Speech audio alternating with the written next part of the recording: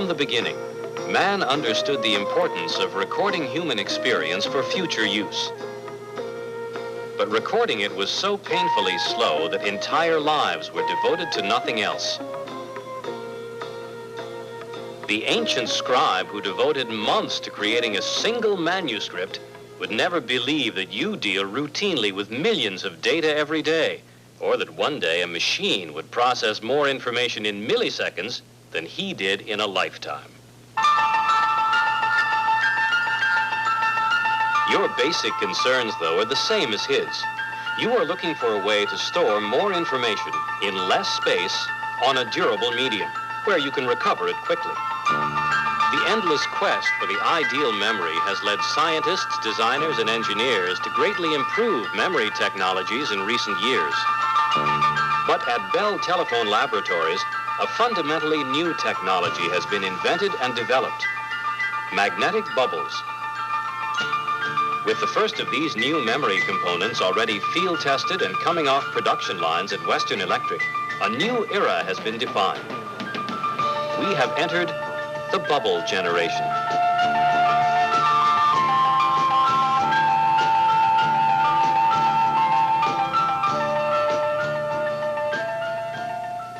Andy Bobeck, a Bell Labs engineer whose specialization in new devices has led to over 100 original patents, has been instrumental in converting magnetic bubbles from a laboratory curiosity into a useful technology. Well, it's been known for a very long time that domains can exist in certain magnetic materials. As a matter of fact, the existence of the magnetization in these permanent magnets is proof of one such domain pattern. The stability evidenced in these magnets has been used to retain data, for example, in core memories, magnetic disk, and magnetic tape.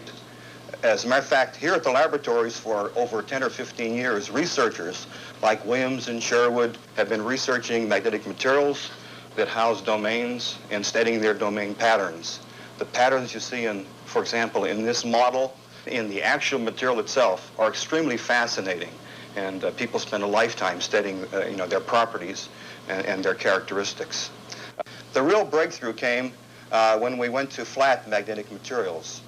And after a fair amount of research and looking through various magnetic materials, we chanced upon the garnet system, which is shown here. And we found that we could grow extremely uniform, highly perfect films on substrates of this type. And these films could be used to house many, many millions of bubbles. As a matter of fact, this particular film of this size will house about 5 billion magnetic bubbles. Then it was just simply a matter of doing a little bit of work, learning how to generate a bubble, move a bubble, detect a bubble, and pretty soon we were in a position to put this device into manufacture, a device like the 29A here. It's not very imposing. That's true, but neither is the transistor or the silicon chip, really. It's what it does that counts. What does it do? Well, it fills a gap that exists in the present memory hierarchy. As you know, there are magnetic memories of the mechanical type, like the mechanical disk, the magnetic tape. These are extremely slow and have response times that are measured in human response times in terms of seconds and milliseconds. They are, however, extremely low cost per bit, but they come in very large sizes. Your basic building block is 10 million bits or 100 million bits at a clip. At the other end of this spectrum, we find the solid-state devices. The old ferrite core is still there, and the newer devices like the silicon RAM.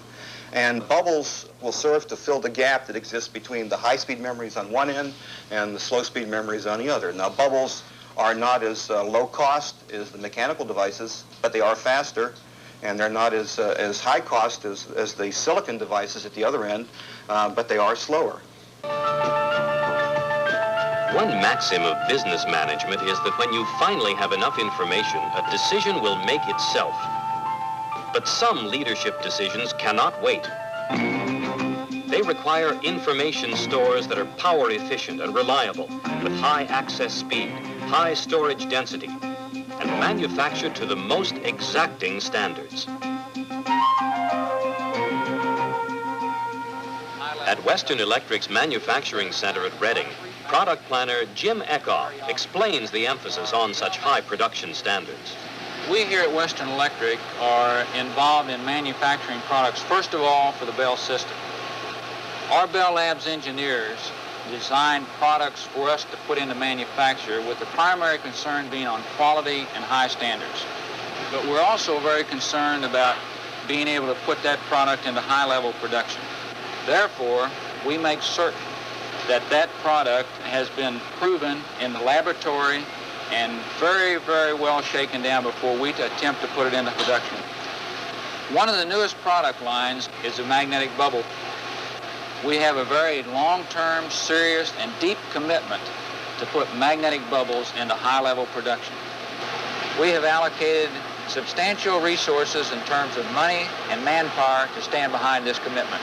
Magnetic bubble products that we have available today compete very favorably with many of the magnetic types of recording devices that are available. And the products of tomorrow, such as this prototype breadboard of a PBS or a parallel bubble store, will increase the performance characteristics of magnetic bubbles such that the potential applications for tomorrow are many times what we've been able to identify today.